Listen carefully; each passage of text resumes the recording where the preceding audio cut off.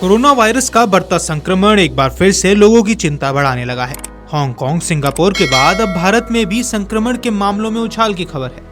अलग अलग राज्यों से प्राप्त हो रही जानकारी के मुताबिक यहां कोरोना फिर से एक्टिव हो गया है। शुक्रवार को दिल्ली सरकार द्वारा साझा की गई जानकारी के मुताबिक राजधानी में कोरोना के 23 नए मामले सामने आए हैं। इसके अलावा गाजियाबाद में 4, गुरुग्राम में 3 और फरीदाबाद में 2 संक्रमित पाए गए हैं। दिल्ली सरकार के स्वास्थ्य मंत्री पंकज कुमार सिंह ने शुक्रवार को स्वास्थ्य अधिकारियों के साथ कोविड-19 की मौजूदा स्थिति को लेकर समीक्षा बैठक की। सरकार कोविड के वर्तमान पुष्ट मामलों में सत्यापन की प्रक्रिया में जुटी हुई है। ये पता लगाया जा रहा है कि क्या मरीज दिल्ली के हैं या बाहर से यात्रा करके आए हैं।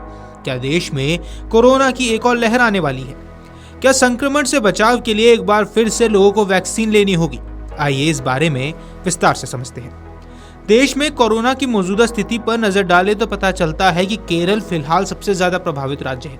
शुक्रवार को हुई एक बैठक के दौरान केरल की स्वास्थ्य मंत्री वीना जॉर्ज ने सभी जिलों से कोविड-19 की निगरानी बढ़ाने को कहा है। मीडिया रिपोर्ट्स की माने तो सबसे अधिक प्रभावित राज्य केरल, तमिलनाडु और महाराष्ट्र है, जहां कुल मिलाकर 85% से अधिक सक्रिय मामले हैं। केरल 95 सक्रिय मामलों के साथ सूची में सबसे ऊपर है। तमिलनाडु में 66 और महाराष्ट्र में 56 है। दिल्ली में 23, पुडुचेरी में 10, कर्नाटक में 13, गुजरात में 7, राजस्थान में 2, हरियाणा में 1, सिक्किम में 1 और पश्चिम बंगाल में 1 मामला शामिल है। महाराष्ट्र के ठाणे शहर में पिछले 3 दिनों में कोविड-19 के 10 मामले सामने आए। अधिकारियों ने शनिवार को ये जानकारी दी। इसके बाद नगर निगम प्रशासन ने अस्पतालों से सतर्क रहने को कहा। ठाणे नगर निगम द्वारा जारी एक विज्ञप्ति के अनुसार रोगियों में हल्के लक्षण देखे जा रहे हैं और उनका घर ही इलाज चल रहा है। सभी स्वास्थ्य केंद्रों पर दवाओं का पर्याप्त भंडार है और कोविड-19 टेस्ट किट भी आसानी से उपलब्ध है।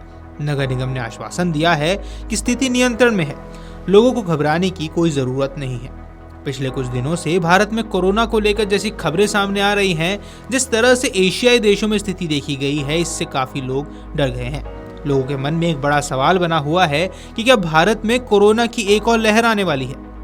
दरअसल ओमिक्रॉन के जिस JN.1 वेरिएंट को बढ़ते संक्रमण के लिए जिम्मेदार माना जा रहा है, वह भारत में पहले भी देखा जा चुका है।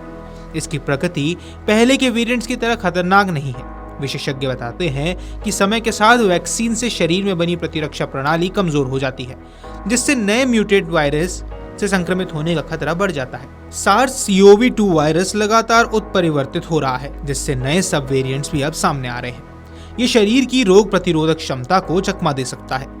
इन नए वेरिएंट से बचाव के लिए दुनिया भर में स्वास्थ्य विशेषज्ञ सभी लोगों को सालाना बूस्टर वैक्सीन लेने की सलाह देते रहे हैं, विशेष तौर पर उच्च जोखिम वाले जैसे 65 साल से अधिक उम्र वालों को। कोरोना के नए वेरिएंट्स को लक्षित करने और इसके खिलाफ शरीर की प्रतिरक्षा प्रणाली को बढ़ावा देने के लिए वैज्ञानिकों ने टीकों को अपडेट किया है, जो आपको अतिरिक्त सुरक्षा प्रदान कर सकते हैं।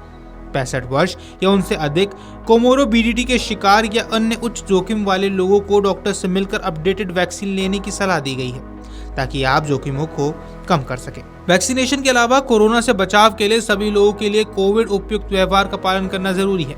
साथ ही स्वच्छता बनाए रखना, मास्क पहनना और भीड़-भाड़ वाली जगहों से बचना चाहिए। कोरोना भले ही आपको ज्यादा नुकसान ना पहुंचाए, पर आपके माध्यम से उन लोगों तक जरूर पहुंच सकता है जिनमें संक्रमण के गंभीर रूप लेने के खतरा ज्यादा होता है।